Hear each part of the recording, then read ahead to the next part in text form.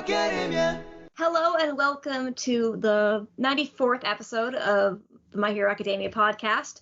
I'm Kendra, and today with me we have a special guest, Marion, the co-host of the Good Friends podcast, the Haikyuu podcast, and the Demon Slayer podcast. Say hi, Marion. Hey, thank you so much for calling me a special guest. I feel really happy. Yeah. You're really special. Yeah, you're the podcaster extraordinaire. Like, I think we've said it before, but you're collecting all the Shonen Jump podcasts. Yeah, eventually we'll get there. I have to make new ones for the ones that don't exist yet, like or whatever. I know V-Lord tried to make an Act Age podcast, but yeah, we were talking about it actually. Oh, one day that would be cool. Oh, and as always, we have James and hi, James. Hiddly doodly. And Gary. Hey, everybody. I had more, but it felt a little too cringy. Howdly doodly, neighbors. I was gonna say podcasterino. Oh, nice. I would have laughed at that. Thank you. I feel validated now. Yay. I would have fake laughed for you. And today on the podcast, we're going to be covering a bit of news, and then episode 86, Let It Flow, School Festival, lots of exclamation marks, and then manga chapter 265, Heroes and Villains. And now to jump into the news. Doodle-doo. And the author's comment this week is that someone gave Horikoshi a hand pan. And he likes the sound it makes when he hits it. It sounds nice. And it's basically like an inverted steel drum, we were thinking. It's pretty loud, too. Like, I saw somebody, like, just kind of tap it and just, like, a really loud noise. I want to get one now. I can just imagine, like, Horikoshi's drawing and just randomly, like, hitting it and all the assistants jump. Or just using it to, like, call everybody for snacks or something. And I know, James, you were saying something that it might be a reference to King of the Hill? Oh, no, it was just a reference that I noticed, because he says, what did he say? I just lost it. He said that he got a hand pan because I really like the sound. It just hit randomly, but it makes me feel good. And I was thinking of, like, Chuck Mangione, where says it just feels so good, but I think only people that actually know King of the Hill would get that reference. I think there is something where, like, the Japanese dub of King of the Hill is really popular, or, like, Japanese people It's amazing. I forgot who people did the voice for Hank and stuff, but... Or, like, Japanese people fight over whether you should watch it dubbed or subbed, like how we fight over watching... Oh my god. I need to watch this then. So I need to check this out. That's just me hearing that through Twitter, so I apologize for any of my inaccuracies. I was gonna say, if you want, I think Adult Swim Pod, I think that's the podcast, the one that Steve Yurko and Matthew J do. They did an episode on King of the Hill, and I think they mentioned that too as well. But if you want an in-depth of King of the Hill, I would listen to them. Definitely check that out. The Deep End, sorry. That was their podcast. Oh. Nice. And there also is a new Kirishima Nendroid that is very cute. It is by Good Smile Inc., and it has like a hardening version. But most of like the Nendroids I'm like, or like I don't like that much. But this one's actually very cute and endearing. Or I just like Kirishima. I want it though. It's so cute. Like his little face. I think pre-orders don't start for a while though, or March 25th or something. I don't know. And James, do you have the Horikoshi drawing up right now? Yeah. Or do you want to talk about the beauty of it? Yeah, there's a drawing of, I don't have it on here. Of Jiro! I have it, yeah. There's a drawing of Jiro, like, she's playing the guitar, and, like, it looks really good. I don't know if that's... Is she playing it right? Yeah, there's there's 4 strings, so I guess that's the bass. Yeah. But, yeah, it looks fine. I'm not going to be too judgy. I want an in-depth critique. Her hand placement is wrong. Flat. No, she's got it right, actually. Her thumb is behind the neck, which is the proper way to play. Yeah, I could, like, whenever I try to, like, mime playing guitar or bass, it's always, like, horribly wrong. Like, I hold my hand, like, way too high. So it's I used to play, like, so hardcore for such a long time, and then I just kind of gave up. But, yeah. And I think that's all for the news. Or do we have any other... Is there any news for the game? The game's out, or it's almost out? It's out. It came out 2 weeks ago now. Nice. Have you had a chance to play it at all, Gary? I did. I got it on, I think, Wednesday. So then Animal Crossing came out 2 days later. So I didn't play it a ton. It's overshadowed. Heroes versus animals. Yeah. Doom also came out the same day, and it still got overshadowed. Sure. I did. Let me see here. I wasn't as impressed with playing as Saiji. I don't know. I feel like he should be able to do more things. He's the meatball guy. Okay. I'm trying to think of who I liked a lot.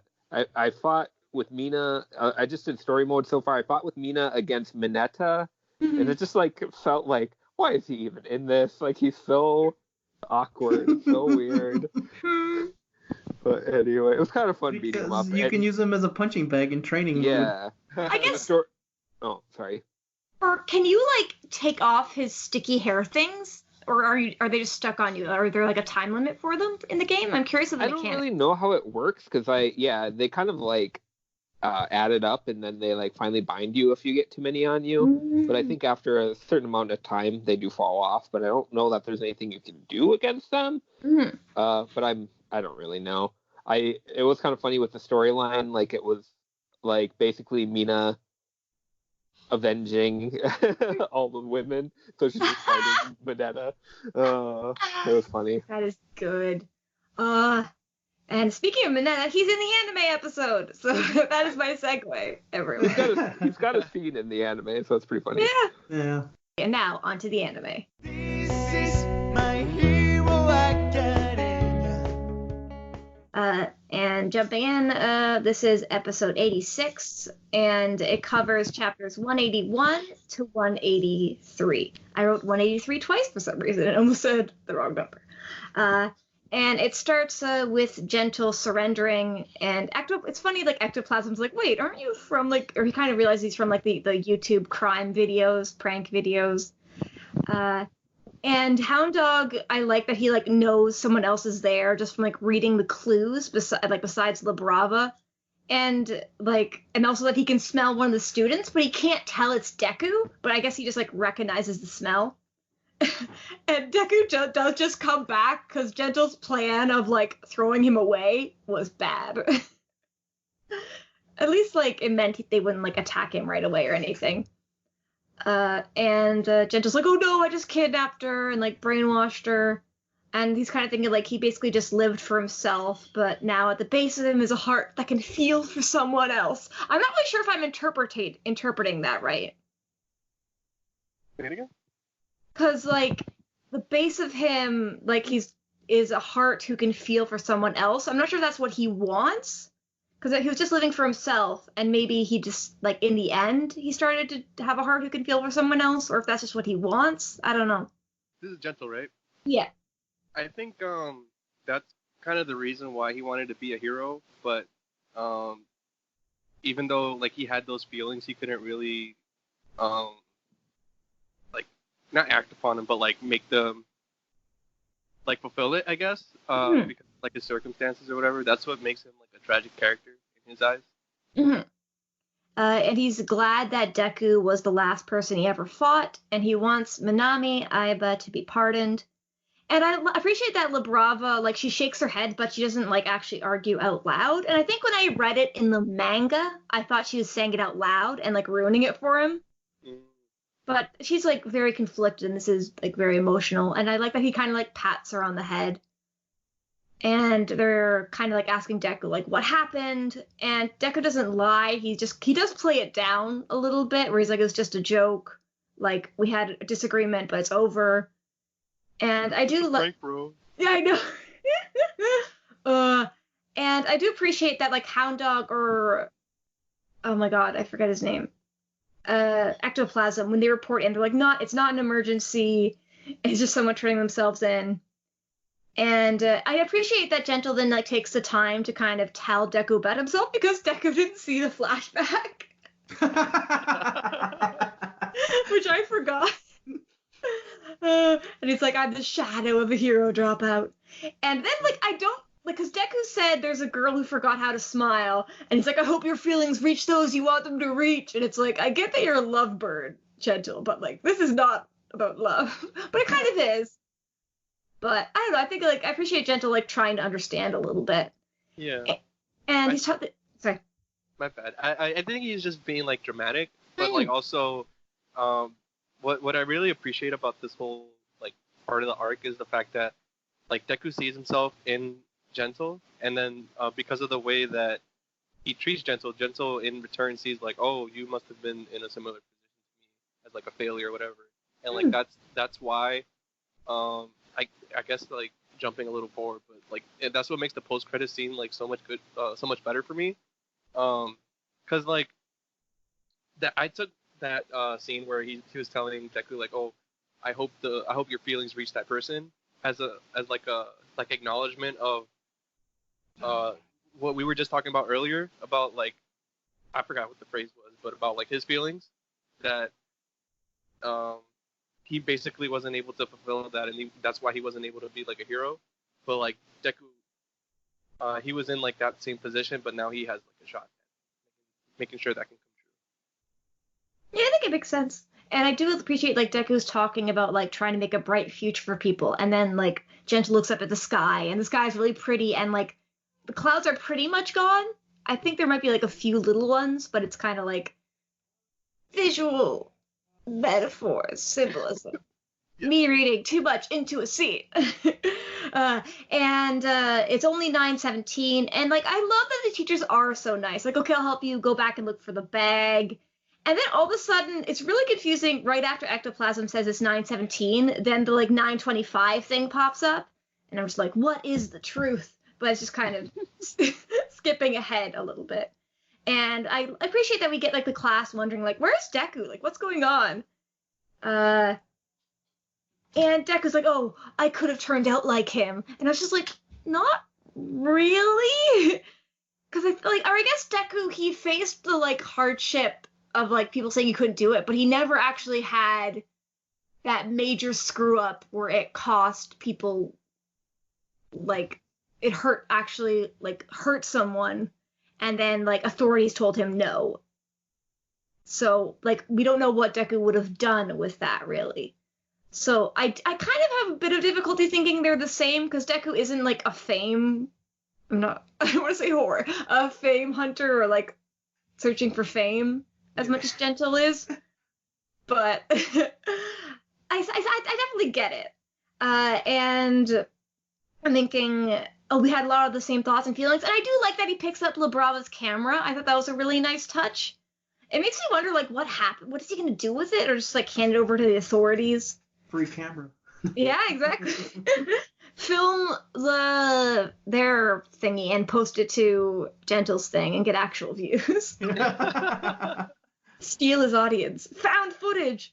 And I appreciate that like the tea store owner actually found the bag that was left outside. He found that at 9:35. And then we cut back to the class, and there's a very cute moment when Kaminari dresses Bakugo and just like puts the shirt over him, and his like arms aren't in it. So like I feel like you like wreck the shirt trying to get your arms back in. Well, at least it's a way like you can't draw him like that, can you? So you gotta do something. Mm-hmm. And it is really nice that Aoyama is like waiting at the front gate. Yes, that was so cute. I was just like, look, he's waiting for him. And I didn't really. I think he had the shirt too, right? Yes, because at first I just thought they happened to bump into each other, but he was waiting with the clothes, which is adorable. And I really, Ectoplasm is like my favorite because he's like, get cleaned up or like get basically healed. I think he probably ran to Recovery Girl, or else people are gonna worry. Sorry. So like, I don't know. It's easy to kind of forget that all the teachers really do care about the students a lot. Yeah. Mm-hmm. And we do get some of the random students who might be business people or general class, I can't tell, who aren't impressed by people wondering about UA. I just like the guy's hair. I'm a sucker for pompadours. That's what I named him. I just named him Pompadour. He is very pompous. And All Might and Aizawa are both really worried about Deku, and Eri's like, he's not gonna dance. And so then I appreciate that, like, All Might's like, or I think one of them shushes the other as to not, like, worry Eri. And there is a lot of people, there's a lot of people, like, in the hall ready for the thing to start, and they're still wondering where Deku is. And it's nice that people are cheering them on, and there is a Momo fandom. Apparently so. Yes, it's well deserved. And Mirio is holding up Eri. It is very, very cute. And Deku arrives literally in the nick of time. I would be so annoyed. Like, if I was the person planning it, I would be like, what? I was gonna say, as a former musical performer, people being on the nick of time always had gave me the biggest anxiety. Yeah. It's just like, I don't know, be there on time for once. You know, Yeah. if you're usually you have to be there an hour early before a performance starts. Mm-hmm.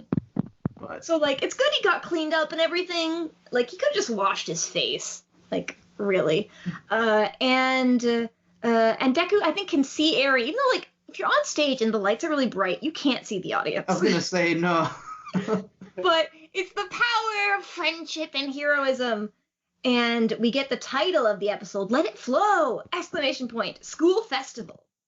And after the title card for the episode, President Mike and Aizawa are talking about how the concert will go, with Aizawa saying that they should be on patrol. And Aizawa also talks about some of the students being discontent and grumbling, blaming Class A for the UA's current situation. So he's basically saying that they're here to evaluate Class A critically. And we see in the crowd, I just named him Pompadour because I have no idea. Cool Bar Jr. And I also named the other girl just Judgy Girl because I have no idea.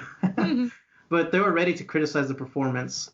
And as we zoom in on the stage, we hear I guess Jiro's thoughts. We just hear Jiro's dad saying that she can do whatever she wants to do. And then everything goes silent, lights out, the stage is set. Bakugo kills the silence, exclaiming, "All of UA, we'll kill him with our sound." And an explosion starts off the show. These drums must be fireproof or something. Apparently so, but we see that a wall of sound hits the audience, which you can physically see because they're being blown away. And all I had to say right there is I put Christy Costanza. Wow.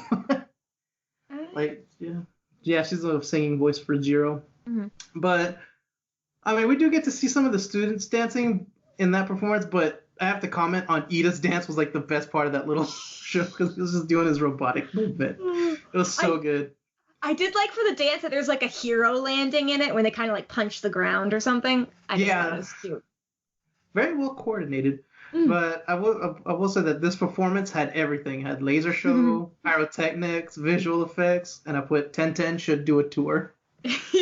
But other than that, after we see more of that performance, we see Deku run off stage, and Eri notices that he went away, and Mirio tells her to keep watching. Also, I put him holding her up is super cute. Yes. And then we get more of the performance. I like the Vishnu pose that they did because you can't really see Hagakuri's hands. And Mineta gets his little harem part in that dance too as well. Yay. And after we get off the stage, we see Koda gets the doves ready. And this is where we enter, I guess, what I call the grand finale, which was ice, streamers, and frost effects. I just want to shout out half-naked Kirishima running around with ice is my favorite part. Because he's just like smiling pretty randomly. good, yeah.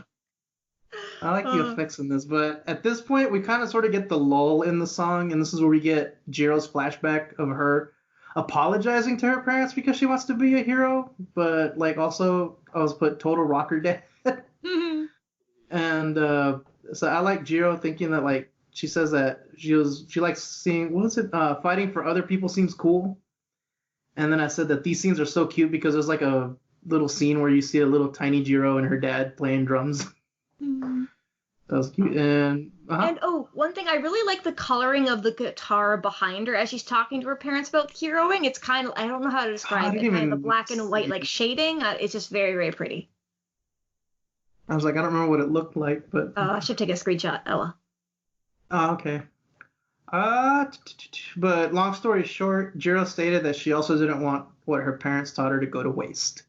And basically her parents are okay with her wanting to be a hero. And as soon as the flashback part is over, this is the part where we ramp up and we get the key change, which I thought was a pretty nice directing choice. As we see more of the performance, we see a visual of Chisaki's shadow looming over Eri as the music and light begin to blow it away. And this is the part where we see the cutest image of Eri. She is finally smiling. Oh, it was kind of funny, the weird, like, energy thing. I thought it was part of the show for a second, like, their performance, and I was like, what is that supposed to be? I thought it was Tokoyami at first. Dark Shadow. No. Yeah, and I was like, what is he It doing? looked like Dark Shadow, but yeah, it was Shisaki's. But we see Mario in tears asking, "Can you see this Midoriya, sir?" And that part really made me cry. That was really. And we end. I thought he was, at first, I thought he was calling Midoriya sir, and then I remembered Yeah, sir, for a sir. second I did too. But we enter the final few bars of the performance. We get the bass lick and then the drums with like a finale roll, and everything ends. And this is where we get Jiro's title card, and she likes rock music. And we get Midoriya's, which he likes the pork cutlet bowl. I just want to shout out that Hagagure is straight up glowing. I know, that was weird. And I also think, like, the doves I don't really get because I feel like they would just poop on everyone. I mean, Right? it was part of a magic show. I was like, I didn't understand the reason for doves. It was like, I'm trying to think of rock shows that have doves in them, and I'm like, Yeah. oh, yeah. And I liked Ochiko, like, floating everybody, and then they were made sure to, like, take people down. And this is an interesting part because in the manga, this was when we had a few, like, choppy bits or, like, some, like, kind of unfinished bits when Yeah, it was a lot of- released, at least. A lot of it was rough sketches. It was during Golden Week, if I recall. Mm-hmm.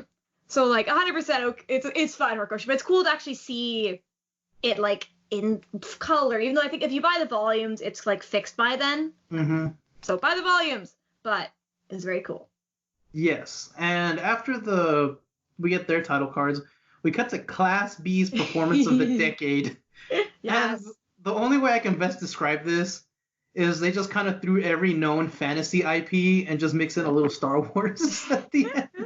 It was so ridiculous. You gotta love the public domain. Barely. I don't know about the Star Wars bit though, but The Star Wars bit, I think in the manga it was Obi-Wan or something, and they changed it to Gandalf. But I think other than that, you can still do the, like, I'm your father thing. yeah. But after the show, we cut to Midoriya getting lectured by All Might, and this is where we see that All Might called him like every minute on his phone. And All Might says that he got a rough idea of what happened from Ecto's report. I like that he gives him a short nickname. And this is where Hound Dog grabs and scolds Midoriya, telling him that if you were going to fight, you should have relied on us. We have things we need to protect too. And then Hound Dog kind of like almost fake punches Midoriya. Like, I was like, whoa. And he goes to tell him and he tells him basically to go enjoy himself. And I was like, okay. He's such a tsundere. Oh, I know. I love Hound Dog so much. He's my new favorite. Oh, someone shared with I'll I post saw it that. on a thing. But yes, him in his casual clothes because I needed it. He's like escaped from, oh my god, Beastars. Oh no. So I need a spin-off series about Hound Dog. And it can just called Ain't Nothing But a Hound Dog, and he just gets to, like, help the students and fight crime. But All Might tries to thank Hound Dog, and this is where Hound Dog grabs and shakes All Might violently. Like, All Might is not himself anymore, so you're just kind of like making it worse. But Ecto stated that Hound Dog only forgets human speech when he's truly angry. And this scene ends with Hound Dog kind of like howling in tears. Aw. He's so emotional. Oh, But- that's tears? I thought that was like slobber. Was it slobber? I thought I it was thought it was tears. slobber. A mix of both. Because it's not, because he, like, there was a howl, so I thought he was kind of like crying too, but it might have been slobber. I definitely thought it was slobber, but I like tears better. It fits my new image of Hound Dog. I also prefer tears. Okay. But at this point, Midoriya runs into Mirio and Eri, and this part's cute because it was also in the manga, but Eri describes the performance while like Mirio copies her movements. And Midoriya holds back tears and is glad that Eri had a good time. And I put down here, I put Mineta crazy eyes. That's like crazy eyes yelling at Deku. He's saying like, everyone should be cleaning up. And as everyone is cleaning up the ice, the students from the other classes are praising Class 1A with their performance. And the Pompadour guy just kind of rises out of the crowd to give his praise. And then they both apologize and run away. And then we get smug Bakugo. He says, "We won." And at this point, Kirishima wonders if they were some of the people that Aizawa was talking about who were stressed. And Kirishima feels that their feelings have reached them. Ida agrees, and because they watched the performance. So then the other students state that their message came across and they will convey the message to those that didn't get to watch, to which Bakugo demands those that didn't watch to be brought to him. Then Sounds like a king. yeah. Then we see Mineta running by carrying the ice frantically as he instructs everyone to hurry and clean up. He very seriously explains that they need to finish quickly so they can get good seats to the beauty pageant. Like his face there too is like that's like his best moment, I think. He has his priorities kind of straight. Yeah, I guess. So then he and Denki are in front of the crowd at the beauty pageant. And let's see. I'm assuming that it is the talent portion, and Kendo is like breaking blocks of wood with her hands, and then like somebody comments that she tore her gown. Oh, it's Miss Congeniality, Hero Edition. Yeah. Oh yeah. Then the next contestant like belittles Kendo's performance and states that she needs to do more than that to beat her, and this is the reigning beauty pageant champion, support corps student Babimi with the giant eyelashes. So she rides out on this giant gold tank with her face on the front, and then like the tank transforms into like a Gundam kind of. It surprised me. I must have thought it was a tank, but I was like, it's a mecha? Yeah, it is. Yeah, I did too. And so then it just starts like spinning around, and like at this point, Eri is like, "What is going on?" And then Babimi rides off, and she does her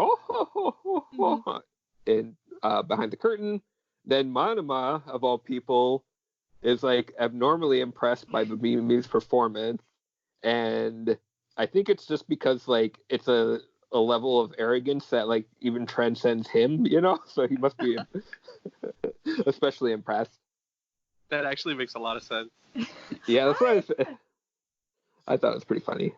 Okay, so then Najiri is up and she's wearing like this pretty feathery turquoise gown, and Amajiki is like trying to calm himself by repeating that everybody present are mammals. So, like, all I could think of is like, "You and me, baby, ain't nothing but mammals." I don't know if you know that terrible song, but anyway. It's by Chumbawamba, right? No, It's not?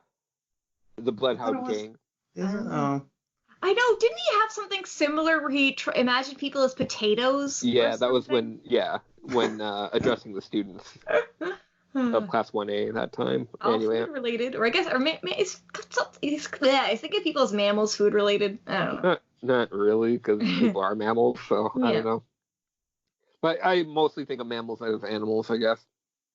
Okay, so then it's explained that she lost the previous year because she tried to outflash Babimi, and as we've seen, that's like not possible.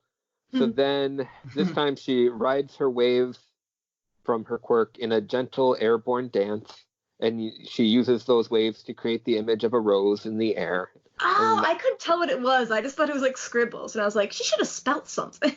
Yeah. She should have spelled like "vote for me." Yeah. Oh my gosh. And At least they then didn't spell like sex or something. The people think Oh that my happened in God. like Like the the Lion Lion King. King or something. Okay, this is a subliminal message over here. I don't know, or just like buy more DVDs. allegedly SFX is what they were trying to say. But anyway. Oh. Sure. Yeah.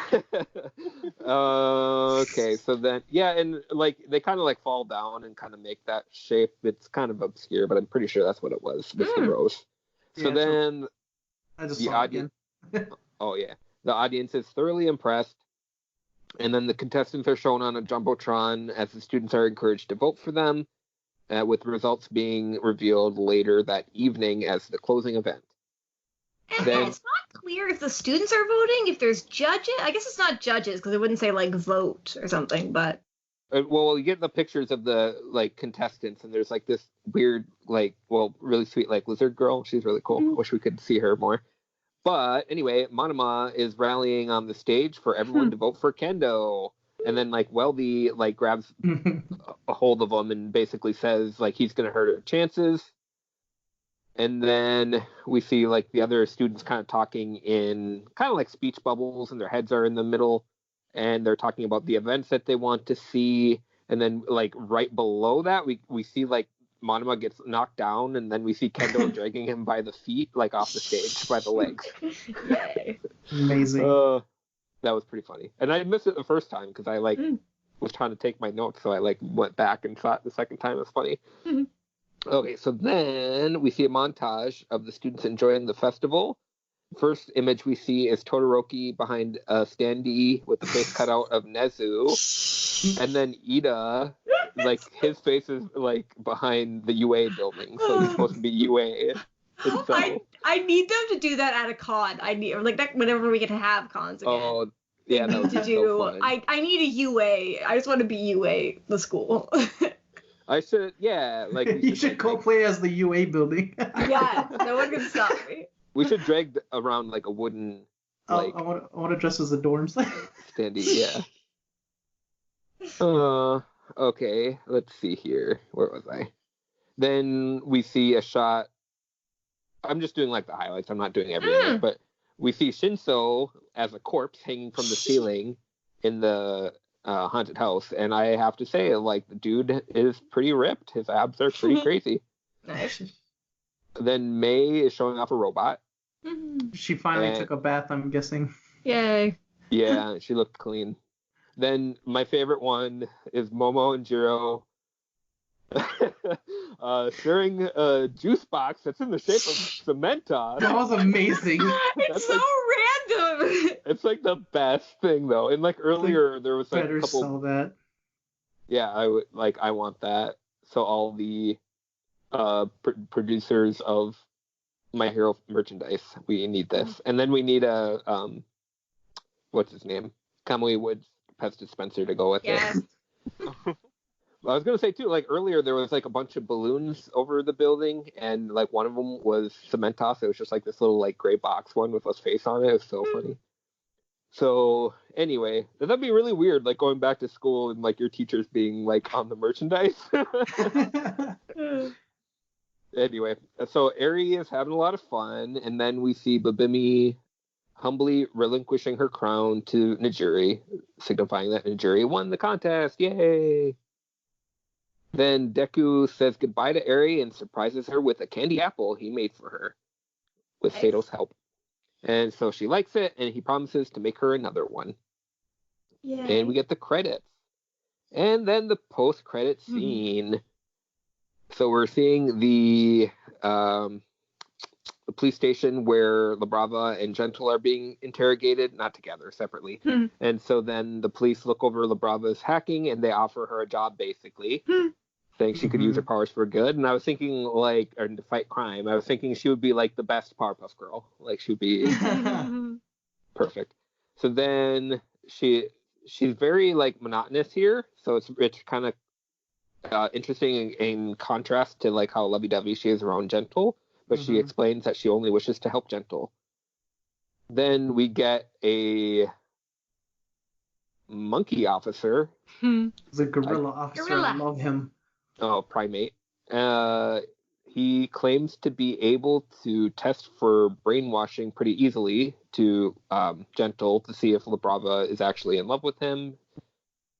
And, well, he says that he thinks she's in love with Gentle.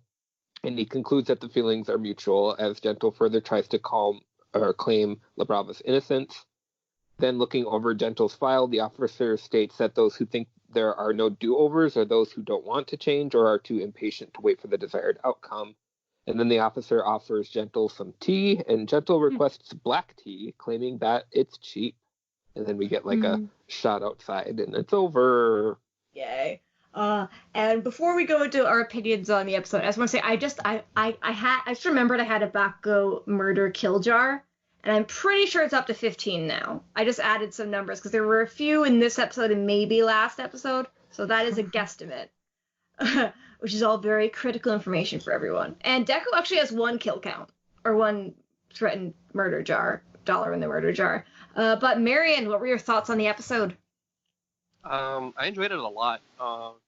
Actually, I held off on watching it because I was like, oh, I want this fresh in my memory just in case I have to talk about it. And like, I was like, ooh, like the animation was really nice.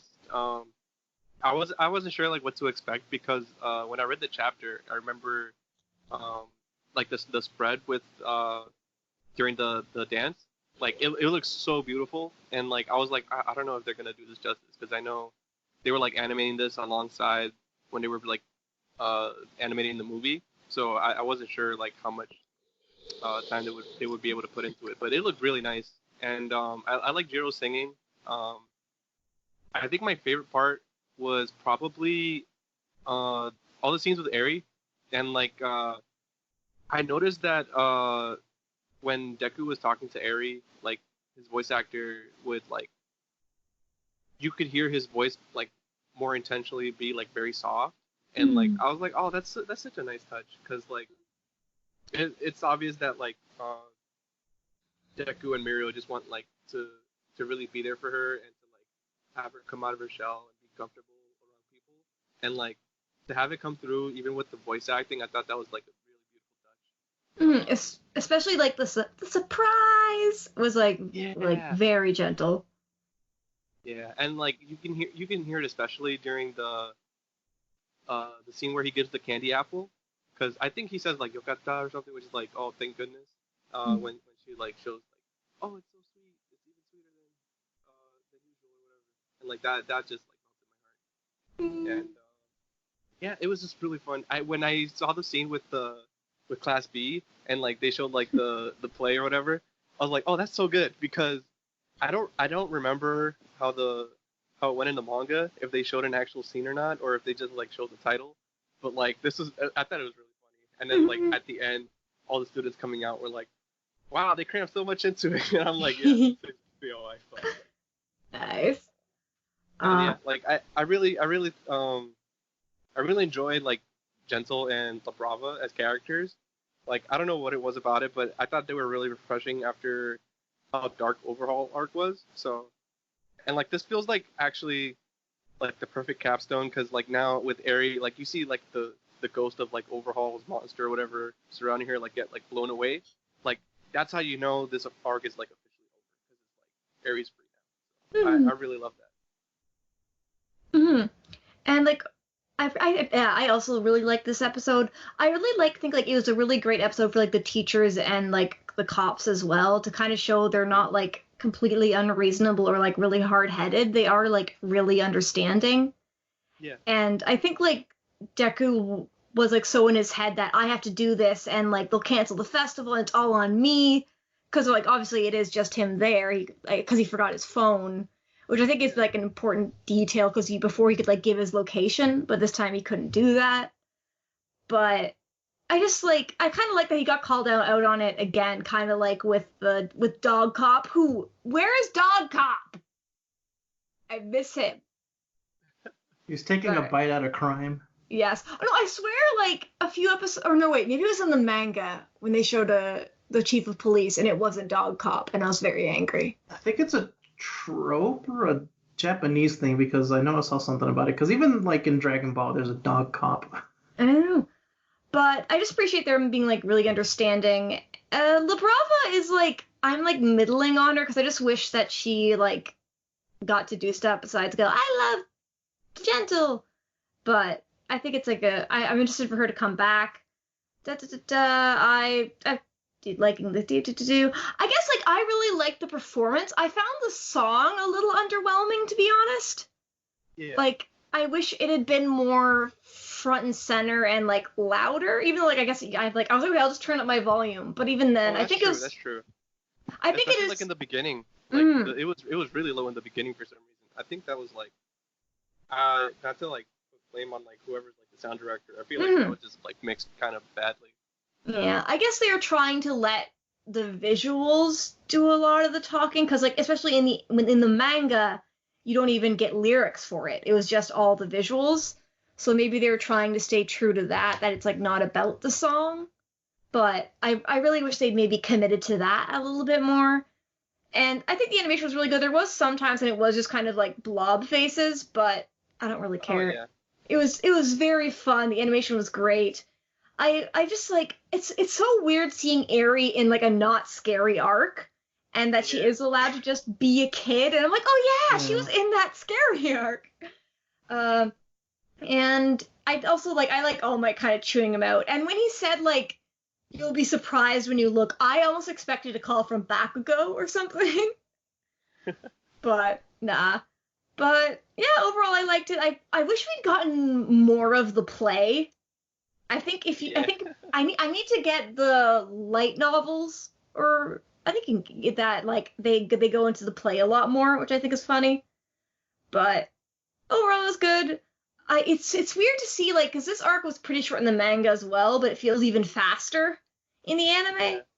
So like, I don't know, I missed the school festival already and it's over. So I guess that's why like my problem with Gentle is that he interrupted it and I didn't get to see more of it. But I think he's a really cool character, and kind of like, he kind of even plays into the manga now with some of the stuff that characters are talking about. But I'll pass it on the torch. James, what were your thoughts on the episode?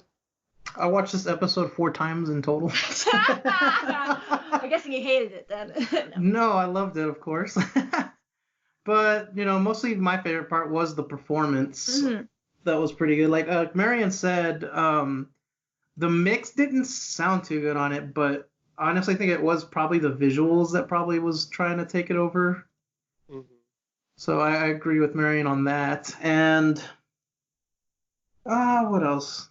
Yeah, I will say too that Class B's part was very short. Like, they should have done more with that. That was just like a 30-second little clip, and I'm like, the performance basically stole the entire episode for me. Especially because the music for it started during Deku's title little card thing. So I was like, that's ominous. What's happening? And then I was like, oh yeah, this, yay!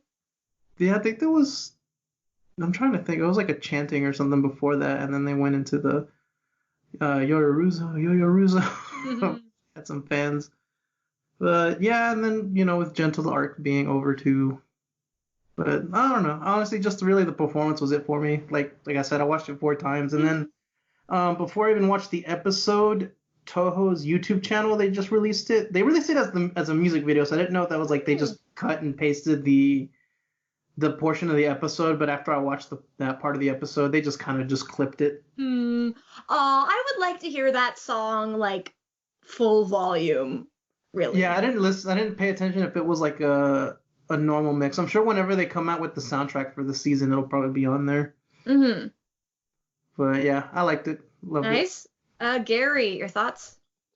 I really enjoyed this episode. Usually I'm into like the dark stuff and and slice of life in normal anime. Like 2 extremes. Yeah. Yeah, I know. Like, and I don't like horror, but like I do like more serious storylines. I mean, in the sense of anime. But let me think here. I was feeling like it was kind of failing in the sense of the slice of life because there's so many anime that do it better. But like this episode itself, like, had a lot of really good, like, finally the culmination of the work everybody's been doing. Instead of just like chatting about it, we get to actually see it. For the most part, I wish they had like shown a little more again of the play. And some, like, the haunted house would have been really fun to see a little bit more of. I like the beauty pageant too. That was pretty funny. And I think everybody is sleeping on Babimi. She's really funny. No, she's actually really good. Like, this is like the first time Hiroaka has like the Ocho-sama type character, who's like the rich girl with the blonde curls, and is like, I love that trope. So good. And I love that she's like smart. She's like the May of the third years. Yeah, and people respect her even though she looks ridiculous. And too, like, at the end when she like gives up her crown, she's not like demanding a recount or anything. She looks like generally happy for Nijiri, so she's not evil. Graceful. Yeah, she's graceful. She earned that crown last year. Yeah, she's my MVP, I think. No, then. Oh, sorry. Or no, I was having a fantasy of oh my god, I just forgot her name even though I just said it. What's the Zoom girl's name again? Zoom Eyes. May. That I want her in her third year or like second year to apply for the beauty pageant, because now she knows she can, and she's like, I will show off my babies. I will not let anyone one up me. I'm here for that. Did they mention in the anime that Yayorozu like didn't get mentioned about, or She didn't Aizawa get didn't told mention about. it. Yeah, she could have, because Kendo's a first year and she's in it, so it's not Right. limited. Right, but did because I remember in the manga that Aizawa didn't tell her about it, and that's why she wasn't in it. Yeah, that was in the anime as It well. was in the anime too. I didn't remember that scene, but yeah, like with her like crazy cheering section, like I was shocked by that, but understand it because she was in the commercials and stuff. Yeah, that was kind of cool to see that she was so popular. She would like destroy though if she was in the beauty pageant. I don't know if she has the confidence for it. Or Marion, sorry? I feel like it's more in her character. Like, I think even if she knew about it, she would still choose to help her class. Just because, like, I feel like that's more in her character. That she wants to, like, support everyone else. And, I think, be part of a group. I think Ashido might do it. Or I think Hagagure should. And just do a light show. Yeah. And then, what was I thinking? All Momo wants to do is drink out of that Cementos juice box. I want that as a sport. I thought it was like a sports bottle. Like I want one. That'd be amazing. One thing too about the song, like I did genuinely get goosies like during it, goosebumps. Mm-hmm. Yeah, I don't know. There's something about like everything culminating and the sight and the sound like blending together that almost always gets me like. I was gonna say, even though I don't know if it was portrayed exactly as well, but like nothing is like, what am I trying to say? There's like no better feeling than a musical performance going right. Yeah. And the lyrics were cool too. Like some of them were kind of talking about like from like trying to find something to fight for. Or Marion, what were you gonna say? Sorry. Oh no, I was gonna say like it's always nice having like an insert song with lyrics and stuff. And then I think like the part I was talking about earlier with Eri and like the Ghost of Overhaul or whatever, like that's the part where like everything was kicking in, and I got a little misty eyed because I was like, yeah, that made me tear up a little. Anything else you want to say, Gary? No, it good. I just wanted to shout out, especially like I really liked the end credit scene with Gentle. I really liked the like you can always start over, because I know like sometimes you can definitely feel stuck and like the world's against you and like I've tried everything, but I don't know, there's new beginnings. It's hard to find it sometimes, but it was just like it was a very hopeful note, even though it's a very light arc as well. But like Gentle's past is especially sad because like he just tried to help and then it like went to shit. Yeah. So like he did more harm than good. Yeah, and I just like, because I dunk on Gentle a lot, but I do like him. I just get annoyed because he interrupted the arc. But I don't know, I love Gentle, and like I want him and Bravo to come back. Maybe they do anime onlys. Maybe they do. I don't know. We'll see. I want to see. They come back as vigilantes. Yes. For some reason I was like robots in disguise. La Brava is a robot. I have cracked the case. She's a transformer. Yes, that's why she's a good hacker. And she should make like she should team up with May, and then they make like a robot, but she develops like software to like control it and stuff, and it could be super cool. Gentle makes her short circuit. Or else like, they should make a Gentle robot, and then she can like, because he's in prison, so she can be like, Gentle! Was it Johnny 5 or whatever was that robot from Short Circuit? Oh boy. That's what I thought you were talking about. 20 years. That's what you were talking about. I know what you're talking about. It's just been like 20 years. I know, like, I don't know if anyone else knows what I'm talking about. Yeah. It good. Yay. And now let's move on into the manga segment. This is my hero academia. And now for the manga segment, this is chapter 265, Heroes and Villains. And it starts out with, "You're with us!" And Fat Gub is going like, "Kuchi!" And which means like, "over here." And it sounds like the noise you make when you like slide over to somebody. So I like it. And Sun Eater is also doing it too. So it's like he learned from his master. This is the Spider-Verse like thing where like Miles like copies Peter B. Parker's like Aw, movements. that is cute.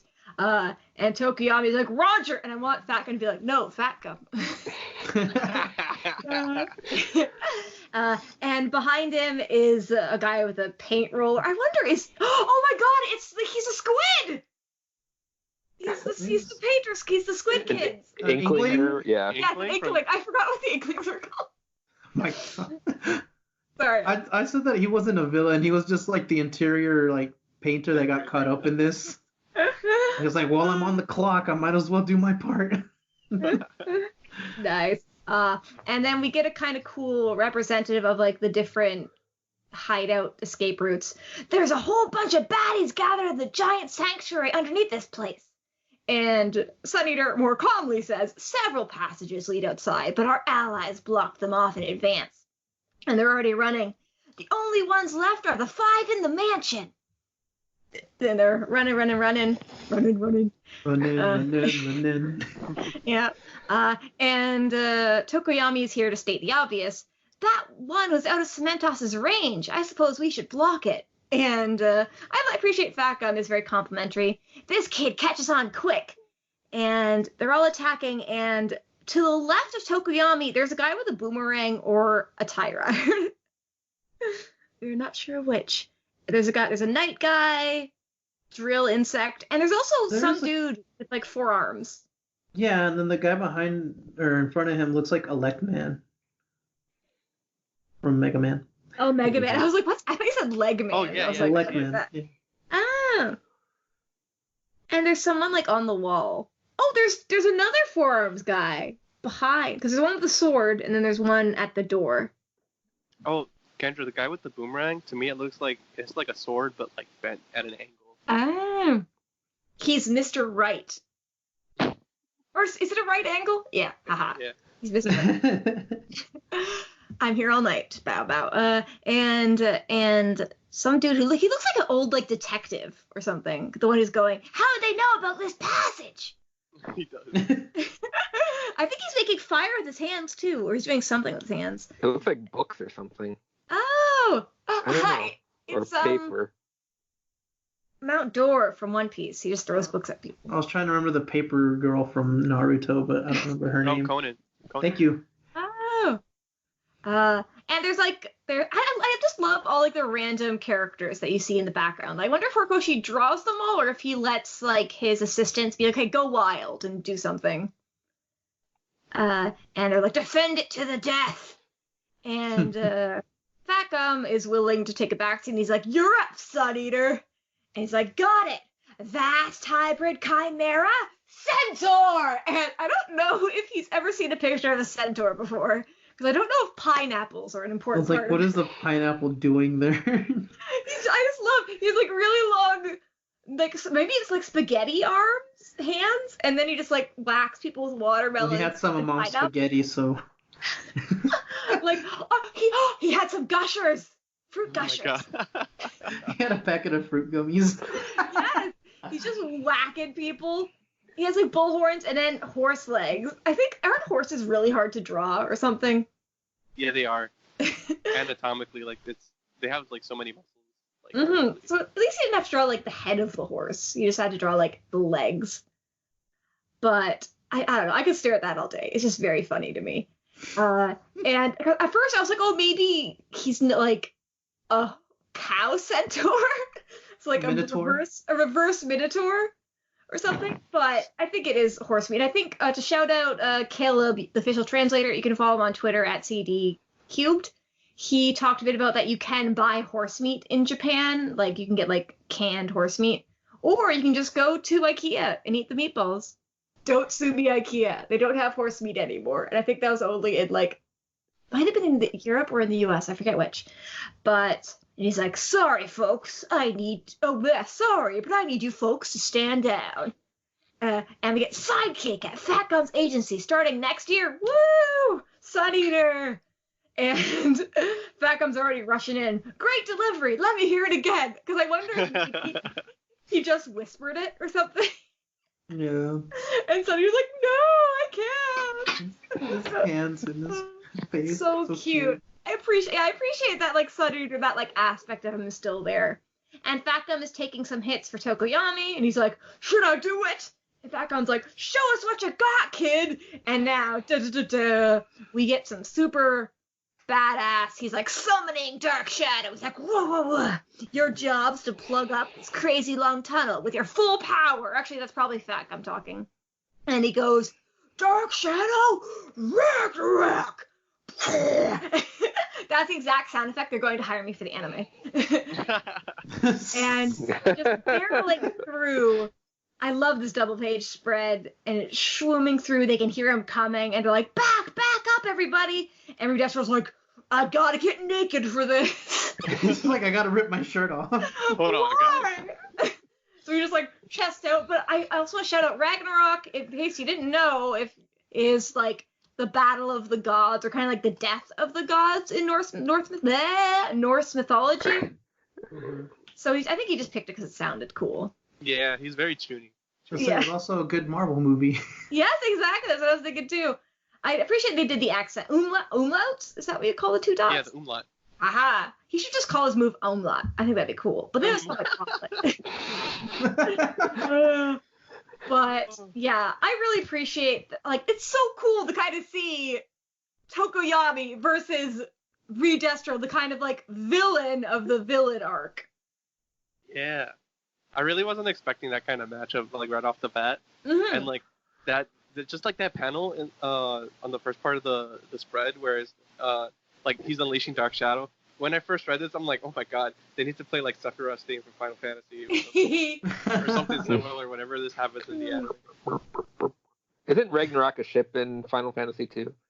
Also. I think so. I can't remember. I don't think it was a weapon. It's a sword in Soul Eater. It makes It's just like a really popular like thing in like Japanese culture to take like names from other mythologies and like, Hey, this sounds cool.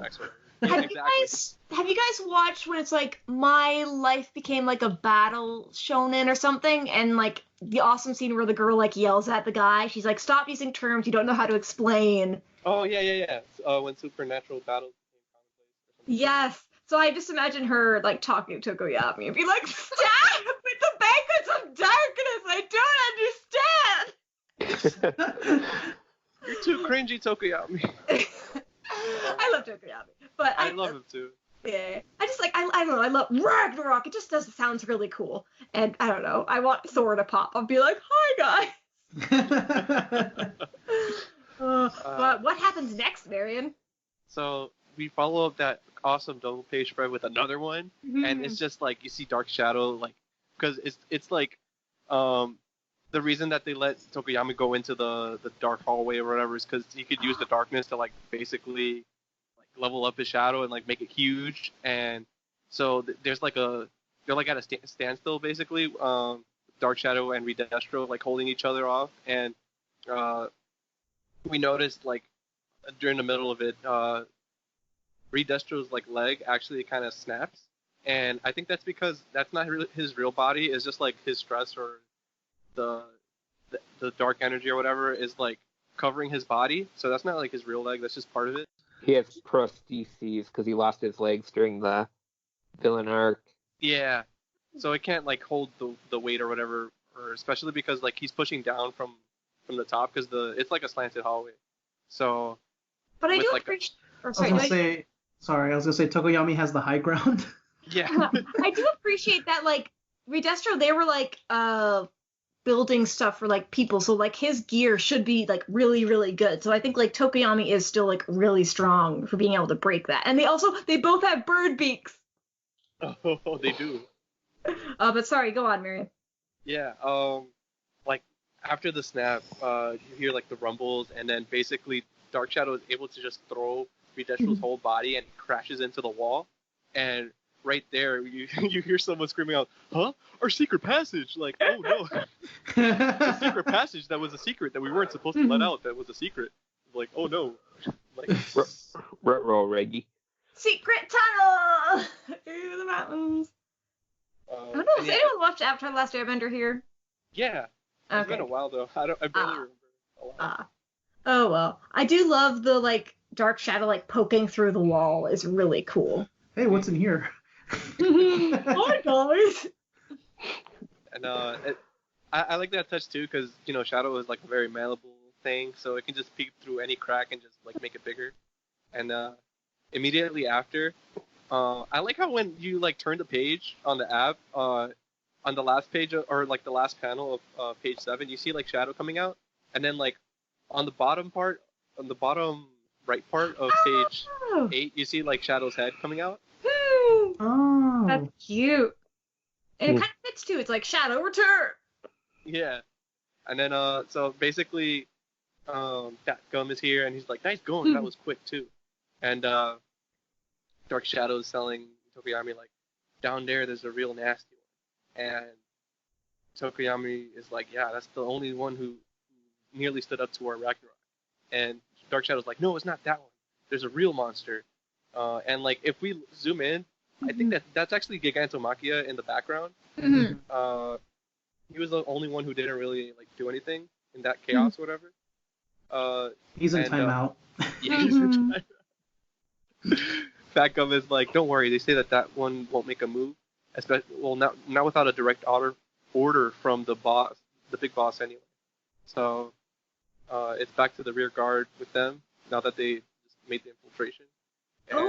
And sorry, I just realized Ragnarok is the Norse battle between the gods, and then Gigantomachia's name is a reference to the battle between the giants and the Olympian gods of Greek mythology. So, like, they should fight, even though they won't. I like that. That's cool. And then on the next page, there's a really cute panel of Tokuyami's head just popping out of Fat Gum. Like, how did we acquire such detailed intel?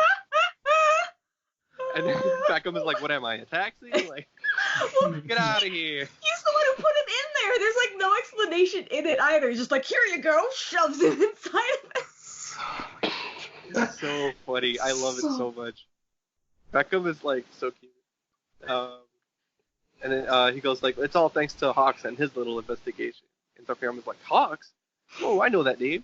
Fat Gum's like, I don't know much about it, but odds are that he's somewhere here in this location. And this is we transition to like a flashback in Tokuyami's head about when he was training with Hawks. And so Fat Gum is actually escaping the hideout as Cementos. I think Cementos is like working his cement magic. And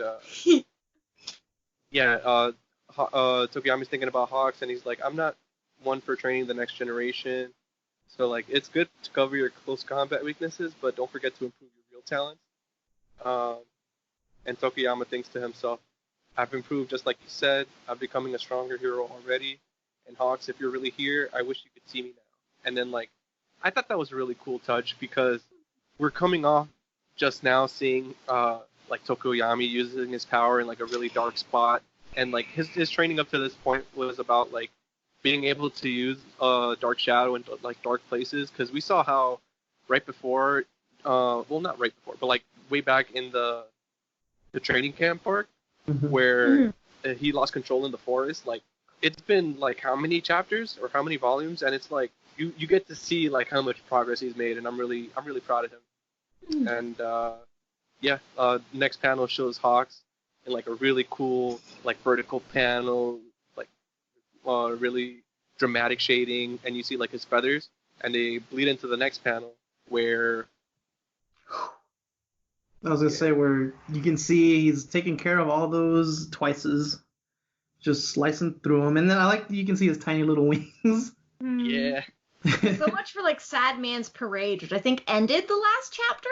Yeah. Yes. And it's just whoop.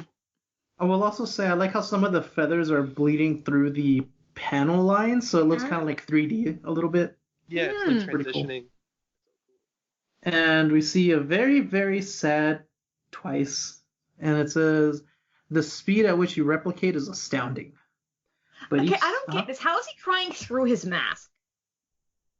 That's just cartoon logic. Well, when that happens, we just like to say that a wizard did it. We've seen it before, though. Like, he's done it. Maybe the eye parts aren't as... Oh, it might be mesh or something. Yeah. I don't know. I'm gonna stick with cartoon logic. Yes, I say it's a wizard did it. Yes. But it says, but each successive double is less durable than the last.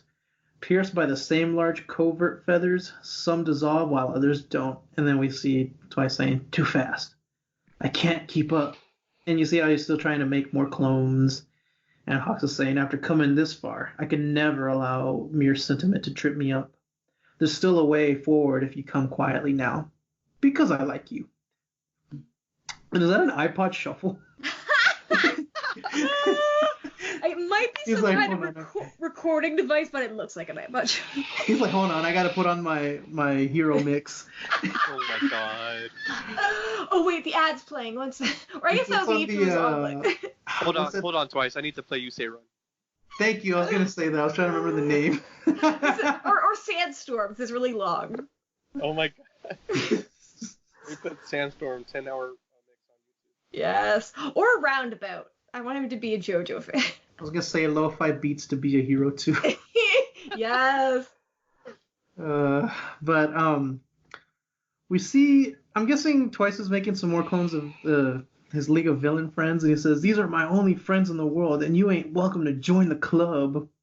But yeah, you see Spinner, Toga, Mr. Compress, Dobby, and a really ugly picture of Shigaraki. That looks like a. I guess it's just showing that he's like half made, so that's why he's like can't all do his all. Because if full Shigaraki was there, the fight would be over. Because like he could just like he would like even clone Shigaraki, like destroyed an entire building one time. Like yes, I'm not putting anything past clone Shigaraki. So I think it's just to show like if people are like, oh, why can Hawks beat Shigaraki? Like it's a quick, like he acts really fast. Sorry. Yes, and I will say that he gave Toga a pose for some. Really likes Toga, but we see that Hawks just kind of like destroys all those all those clones like in a flash, and we see a Zloop, and he says, "It's useless, you scum, you total dirt bag." Oh, and oh no, I pressed the zoom button. And Hawks says, "Why do you think I prioritize speed when taking down villains?" Says, "Because it's the ones who don't give up who heroes need to fear the most." And you see Twice getting ready to... But she's got the measuring tape out. Oh, because I guess it's sharp. Yeah. That's what I thought. Like a last-ditch effort, I guess. Mm-hmm. But it says, experienced villains with wills of steel refuse to get knocked out. And we see Twice, shut up, and then we get the cool samurai kind of thing where he just slices through him. But yeah, Hawk, do what? Nothing personal, kid. I thought you were saying Shinderu. Omae Shinderu. Yes, thank you. You are already dead.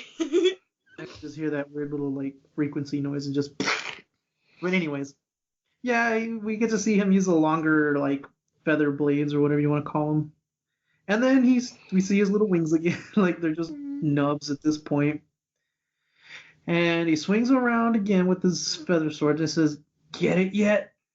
And then we see he got some on the ground and like with one of the feathers just pointed, and then like you see his face is so dark, but his like his visors you can like see him reflecting off. It looks really dark. It looks like one of the I don't know which one, but one of the versions of Spider-Man. Oh. Yeah. Venom Spider-Man. Maybe. 2099. I think that's the one. Oh, okay. I couldn't tell if you were joking or not. I don't know my Spider-Man that well. Yeah. It could be. Miles' costume, and Miles' costume has a bit more like lighter stuff in it. Yeah. Oh yeah. Yeah, it could be the symbiote suit too. That's what I meant. The symbiote suit. Thank you. Yeah. No, I knew what you meant. Okay, so next we have a close-up of Hawks, and he says, when neither side will give up, somebody has to die. And Twice is like, you people ain't heroes. Never are, never were, none of ya. You throw us to the wolves, all of us downtrodden folks.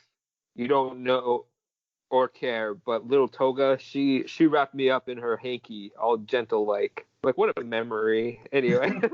I know. I'm like, Yeah, I was trying to remember how big was that hanky too. Like, I think it was when his face, his mask got ripped, and so oh, Yeah, it was actually it was a little cute little scene, honestly. It was an overhaul arc. Oh yeah, I wasn't sure if it was Overhaul or the villain, My Villain Academia, but I think it was the Overhaul arc. You're right. Sorry. Yeah. I remember that now. Okay, so Betcha didn't know this either. That this is the second time I managed to screw everyone over. Toga, I don't know what accent I'm doing either. Sorry. There definitely is some kind of accent going on, so I like it. Yeah, it's just what's coming naturally, I guess. Okay. And then he's got the blade to his eye, basically, and he says, Toga, she probably won't do me that kindness again, but that's okay. I still gotta protect their happiness. And then there's something going on with his mask, and I don't get it. Oh, he's making a double. Yeah. Oh, okay, yeah, he's making another double. Yeah, good, thank you. Prepare for trouble. That's why and make a double. Mm-hmm. Yeah, that's right. Anyway, then Hawks says, I'll be sure to tell the League that. And the blade is coming down to his face, and then the next page, there's a big whoosh as like the flames come out from the wall behind Hawks, and he is in there. That was a very comic book whoosh. Yeah, it's cool. Yeah, and like I think there's an exclamation point, but it's like got knocked off and like upward. Yeah, I see what you're talking about. And so then it says, there's no need. I heard him loud and clear. Didn't notice me there, did ya? And then he's stomping on his face, and we see that it's Dabby. Mm-hmm. And he says, looks like sentiment tripped you up after all, hero. And there's a doom above him as he like stomps in his face and then like shoots fire on his face. Yeah, it's like he did a Diablo jump. But I don't know. I guess I started. So I guess I really like this chapter. It was nice that it started with kind of like a cooler Tokoyami moment and kind of just like a lot lighter. Especially because like just with Hawks, it's gotten so dark, and it was nice to cut away from that a little bit. And then we kind of get like lulled into safety, and like we get teased to Gigantomachi again. Fatgum is the best character. Like, there's no reason why Tokoyami needs to be like inside of him to run out. It's so funny. But like it's amazing, and I appreciate it, and I need fan art of this. Like, yes, we need every one of the students like. I'm trying to think. There's like, are there dolls or there's something where like there's a thing inside the other thing? Not like a matryoshka. Not like that, but like a kangaroo doll or something, and you have the kangaroo baby in it. So like, I don't know how to describe that, but I need that. And then we like get that joy, and then like we get to see Tokoyami smile, which is the cutest thing in the world. And it definitely makes me think of Bakugo being like, I want to tell Best Jeanist my hero name. And it's like, something bad's gonna happen. But like also Horikoshi is flexing so hard with the art with Hawks. Is just like spectacular. Because the rest of the episode chapter is great, but like the hair and like the shading on Hawks are amazing. And I don't know, because the thing is, I like both of these characters. So like they're fighting, and I'm just like, I don't even know. I'm not cheering for anybody, but like, I feel like it's interesting. Okay, Twice talking about like, oh, you just leave us behind is interesting, because if you think about Gentle, and that's what happened with Gentle. Like he tried, he screwed up, and then everyone's just like, screw you. So like people aren't treated in this hero world. But then like, what's the alternative? Is there an alternative? And like, you can't just mass murder people, which seems to be the bad guy's plan. The only alternative is picking yourself up from your bootstraps. Yes, like it's interesting what like the solution is, and like, because Hawks definitely seems more villainous here than Twice, but he is being the hero, and it's kind of cool to see. Usually it's the heroes who are like, I'll never give up, and like, I believe in my friends, but here it's like, it's Twice saying that, and then it's like Dabi who comes in to save the day, because usually that like, I heard him loud and clear is like a hero line. Mm-hmm. And like it's Yeah. usually they're not being like, usually it's like I just heard their heart, but here it's like he's actually eavesdropping and just waiting, and then he just like, we're having burnt chicken tonight. Oh my god. I feel like chicken tonight. Yeah. Yeah. Chicken tonight. Okay. Can I hop in on that a little bit? Like, Yeah. You I want to think- sing a verse? Or... No, No, go no. ahead. on like the themes that like Kendra's talking about, because that's what I find like the most interesting about this arc right now, is especially because of the fact that like the whole point of like My Villain Academia arc was like to prop up Shigaraki as like someone who is actually like becoming charismatic in a way that like back when like the villains were established, I forgot who it was. I think it was All For One. It could have been Kurogiri, telling him that the fact that like after staying, like he got all of these people, but none of them really believed in him. They were only here because of something else. But like gradually, we see them actually kind of like develop like their camaraderie and like being like actual like, I don't want to say friends because they're not really friends. They're like, but they have like a common goal, and they have like this like inherent trust in each other that is, like Kendra said, like this is something that you see more from like heroic characters and like people who stand on the side of good. But like being contrasted with Hawks is really interesting because then we know like from his past he was like basically manufactured to be a hero in that he was like taken from a young age and he was trained by like the government and all this stuff, and like he's like about as like, I don't want to say like disingenuous, but like he's like manufactured. He's not someone who like became a hero because he wanted to, and that shows off a lot in like his attitude and like the way he saves people, because he's like, oh, I'm all about efficiency. Like he even like when he's like patrolling out the streets or whatever, his quirk is like essential to that. Like he can do like he can help out multiple people at the same time while just like strolling about and stuff. And like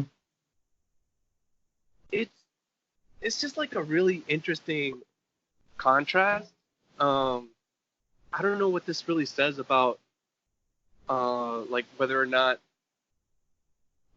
like Twice or Hawks' chances of like surviving this arc, because I know this has like been a huge point of like discussion for like most people reading this arc, is like one of these two are not going to have a good ending. And like I don't know, like it's fascinating to me because it feels like the scales could tip in either direction, especially because you can have like tragic emotional moment with having like the hero fail or whatever, but we're gonna feel just as much pain seeing Twice because he's definitely a fan favorite character, and I feel like Horikoshi also loves both of these characters, and like Kendra said, like the way that the art goes off with how detailed like Hawks is, like you can feel that same kind of intensity whenever I almost called him Deadpool. Whenever I know. And like I don't know, I really love this chapter. And then like I was talking about earlier with Tokuyami, I think having him come in and like make that like the most natural segue possible into the Hawks segment of this chapter was like flawless. It was beautiful. And then I'm excited for more. Like I haven't been this excited for My Hero since like the peak of the My Villain Academia arc.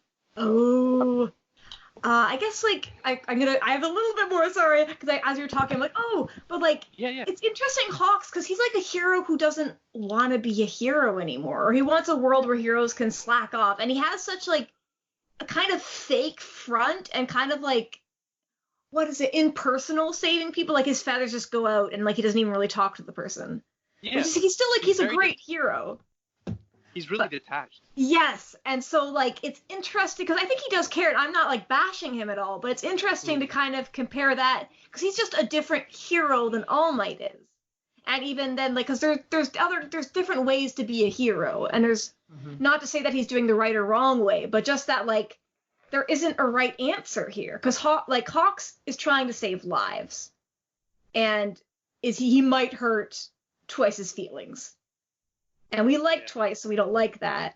But it's kind of like the ends justify the means, but then that's awful too. So it's kind of like, it's interesting to see kind of a child soldier Birdman suddenly have to like face like the society that like made him, but then also made Twice.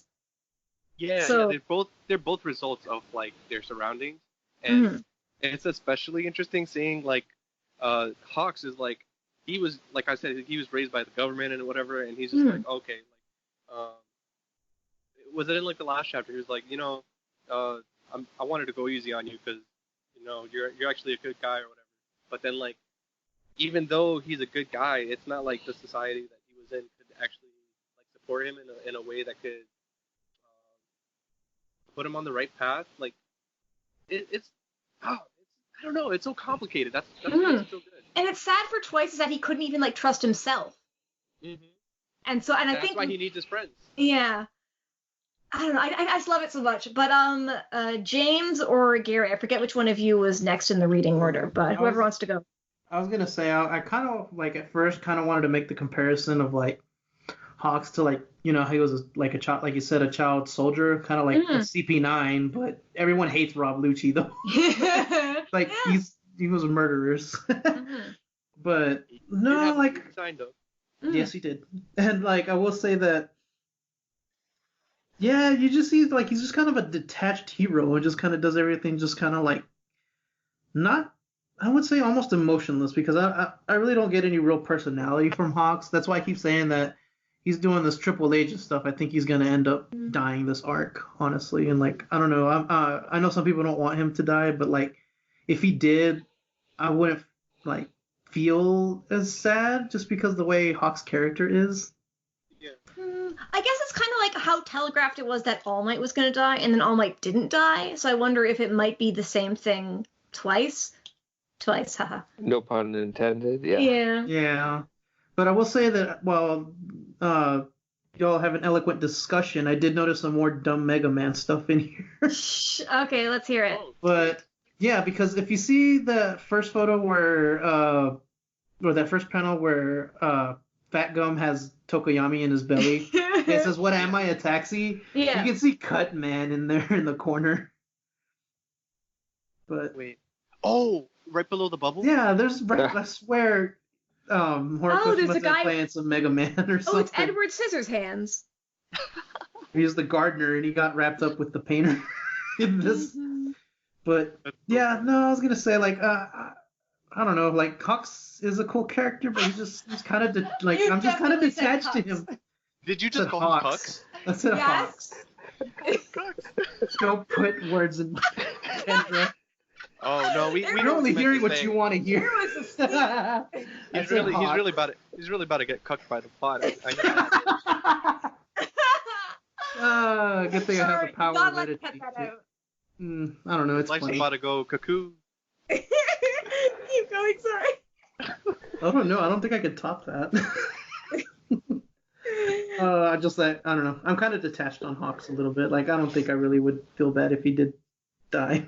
I mean, he's not a bad person, but he's just kind of, I don't know, just No, he's a He was pragmatist. That's the thing. yeah. He puts the good of the whole above the individual, which Mhm. is that's something that like you see a lot ideologically because like Twice's problem is very personal, and it's something that like because he feels the way he does, he feels just as strongly about like the individual friends that he's made, and I feel like this is definitely going to come into play later on thematically, just because of the fact that like the way that Deku is framed as a hero, he's someone who wants to save everyone, but like he doesn't prioritize like society as a whole. He goes by on like a case by case basis, and it's because that whenever he sees an individual in danger, that's when he springs into action.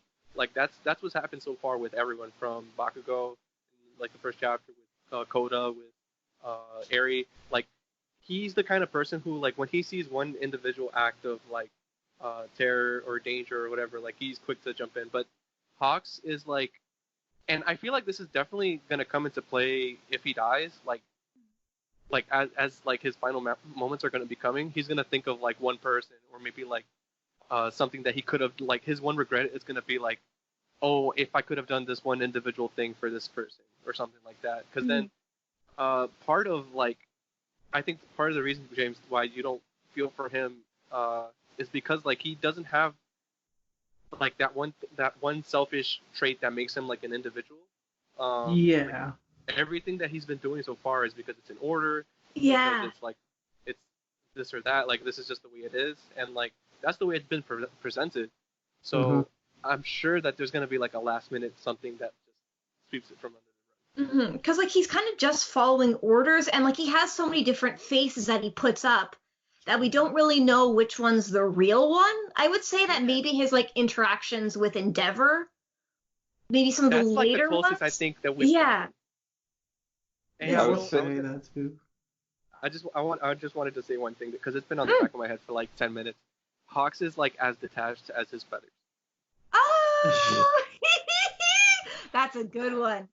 I kind of really like Hawks because he gets like I feel like he maybe gets hyped up a lot, but I like his kind of like hard to get a grasp on him, and I almost wonder if his flashback might be when he was a kid and he saved those people, because it was a time he could just be a hero and there wasn't any baggage, there wasn't like orders, it was just him saving people, and like his childhood life seemed to suck. So like it was the moment he was in control. So I like maybe we'll get that, or maybe it'll be something else, or maybe he'll be like Endeavor, avenge me. You know what I want? I was gonna say his one regret was he didn't get one more dinner date with Endeavor. Oh, but Marion says go ahead, and then we'll pass you on to Gary, or pass on This to is Gary. this is gonna be the last thing. Just because like I have like so much to think about. Yeah, sorry. But like this is gonna veer into like fanfic territory. But what I want is gonna be like so like that one personal thing about Hawks is like when he was a kid that he saved all those people, but the reason that he was inspired was because he saw like Endeavor, but this was before he was poisoned by like wanting to surpass all money. Ooh. So it was when Endeavor was like an actual like altruistic hero. Because he had that Endeavor doll when he was a kid. Yeah. So I would love that. Like he was kind of before there was all this like hero politics and stuff. He was just kind of like just being a hero and being like the light. I don't know. I don't think Hawks is gonna die. That's my prediction. But Gary, what are your thoughts on the chapter? Oh, well, I was going to add to the, like, one regret of Hawks just being like, no, I can't die. I need to see Endeavor's butt one last time. And that's like, Don't we all? that gives him the will to survive. Oh my gosh. Sorry. I liked the chapter. It was like I like that they took their time with the Tokiyami stuff and then the Hawk stuff. They're not just doing one or two pages. They're giving it time. And I was noting that the last, quite a few chapters, we've had 19 pages where Horikoshi had a time where he was like 13 to 15 pages pretty steadily. So it's kind of cool. We're a little spoiled, but yeah, we're getting a lot of really good art and a lot of like room to breathe.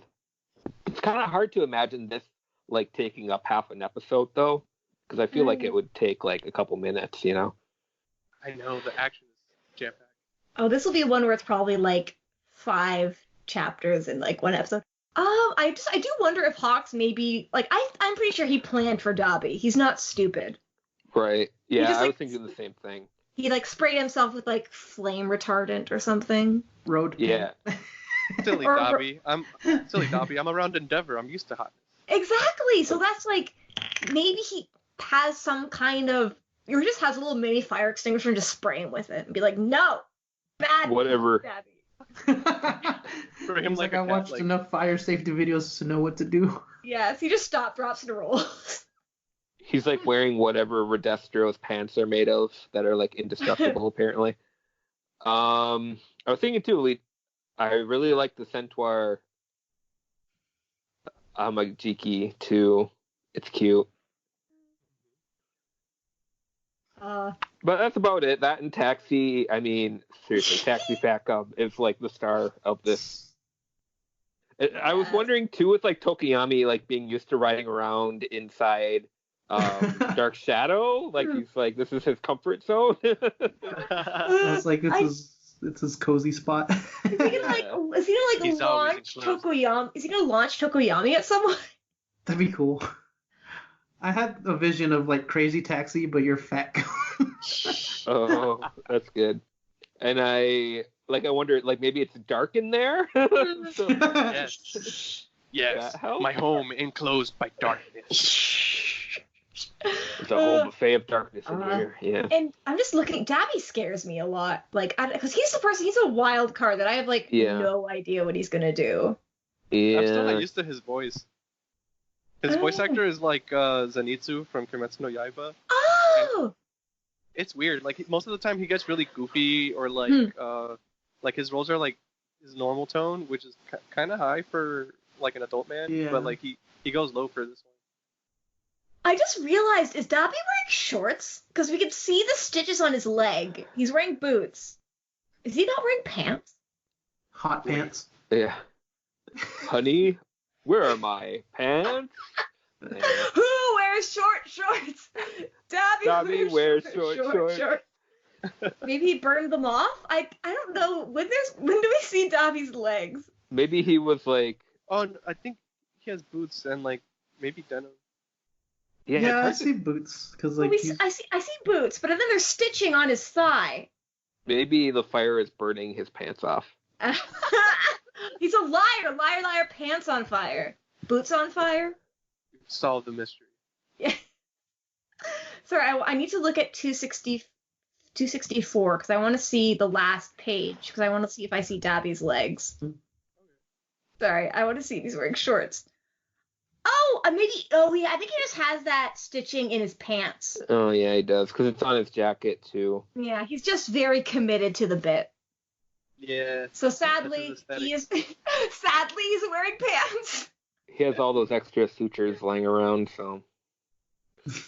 Yeah, he's like, someone designs his clothes. He's like, no, I need more like, I need it to look like a rag doll. That. Oh well, I could dream of short shorts, Dabby. I'm sure there's. Do Kendra's dream of short pants Dobbies or hot pants Dobbies? I couldn't. Dang it. Yes. I messed it up, but you know what I meant. I like it. Or do we have any other parting thoughts? Or Gary, did you have anything else you wanted to add? Sorry. No, I was just gonna say there's probably a fan art community that does Dabby in short pants.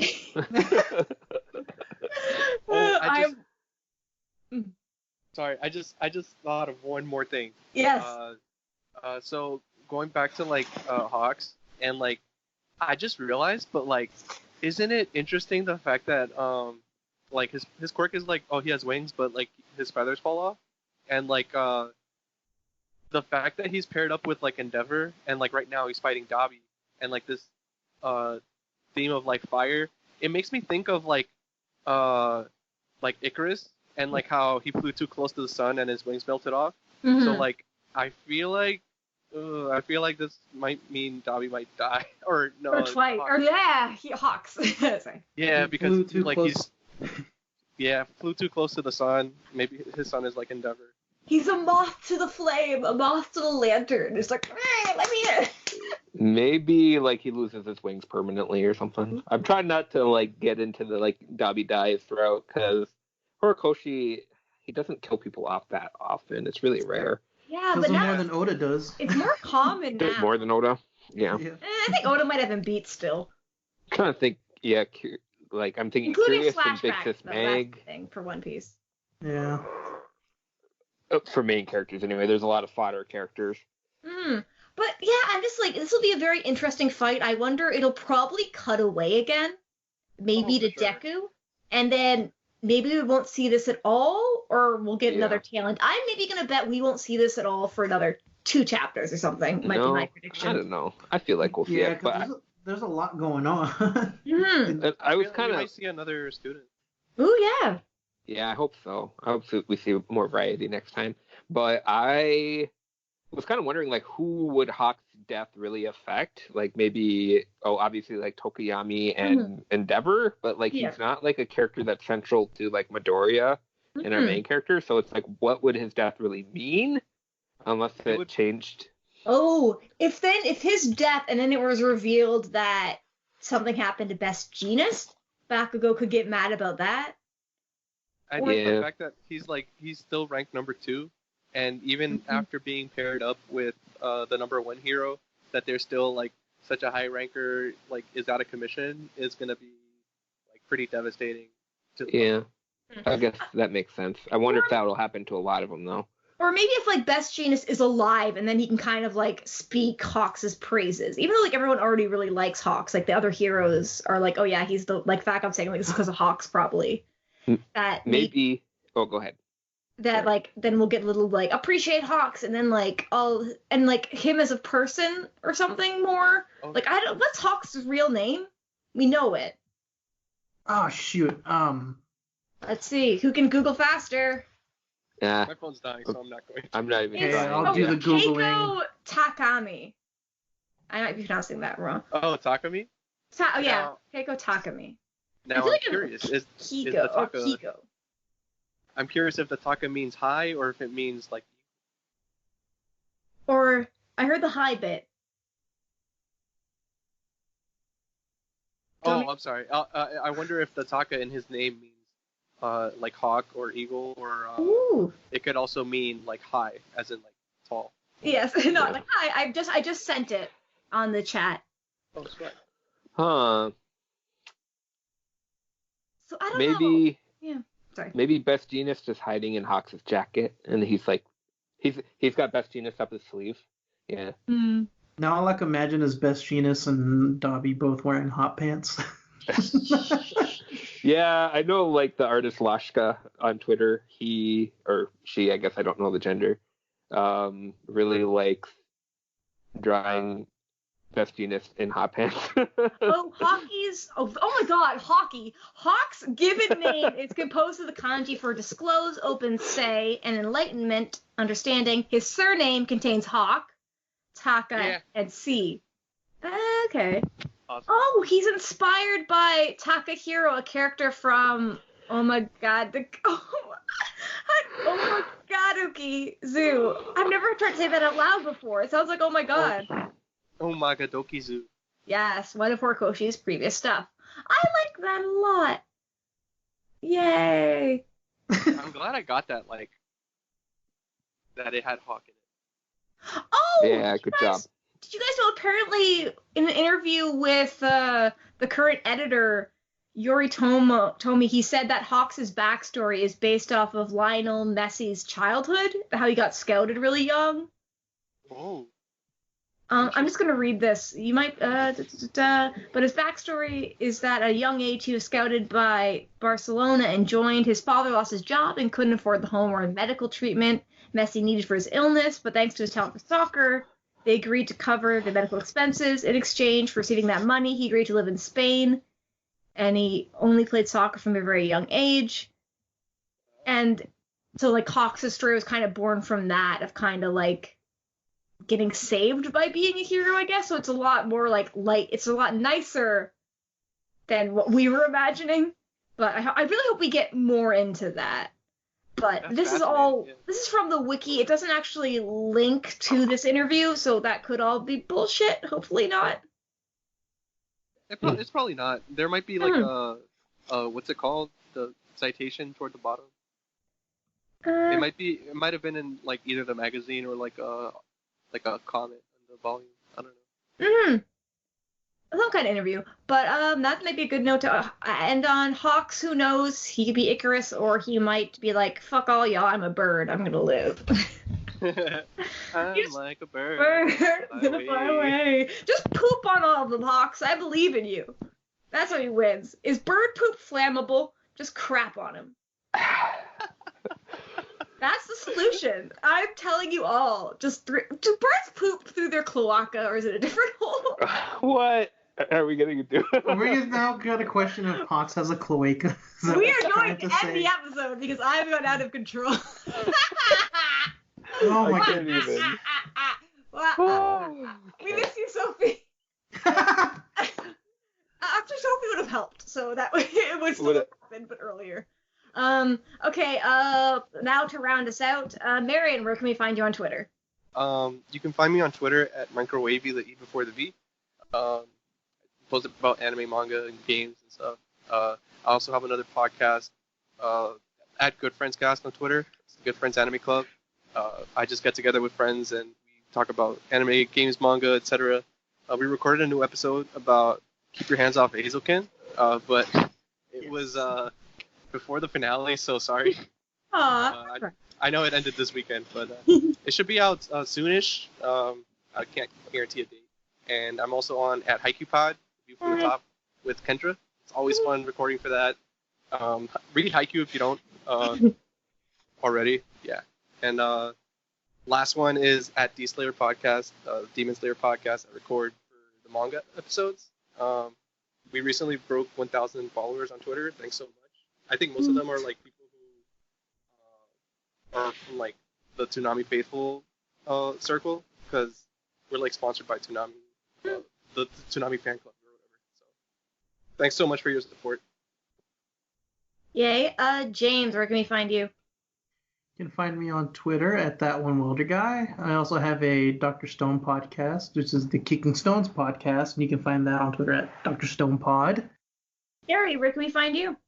You can find me at Wrath of Giraffes on Twitter, and I'm also on Weeb Jammin' with James. We review kind of random animes that we just feel like doing. And this was It's very random. We just use a randomizer, and it's yeah. Oh. Well, not literally, but anyway. Okay. Yeah, this month it was my choice. I went with Lovely Complex, a shoujo romance anime from 2007, but it was a good one. See what we have to say on the Weeb Jammin' podcast. You can find that on Twitter at JamminWeeb. Nice. You can follow me on Twitter at Sniper of My Heart, and you can follow Sophie. She's not on this week, but send all your energy towards her because she needs it and because she will absorb it and become powerful. You can follow her on Twitter at Chopper's Left Antler. And I'm also on the View from the Top. You can follow that on Twitter at HaikyuPod. We just recorded one yesterday, but it'll probably be out shortly. We'll see. You can follow the podcast at MHAPod. Check out our website. We kind of revamped it a little bit, so it's like a bit nicer to look at, www.mhapod.com. And you can email us. Let us know, do you think is Hawks going to die? Should Dobby wear short shorts? You can email that to us at myheropod@gmail.com. And now, in these trying times, what am I, a taxi? Go beyond! Plus Ultra. That was almost a good one, but then we all split up. Our Ultra got messed up. Yeah, it was still good. I appreciate it. I think once or twice we've done it all at the same time. But yay, thank you for coming on, everybody. Woo. This is my hero academia. This is manga news and more. Plus Ultra. Ooh, they're my hero academia.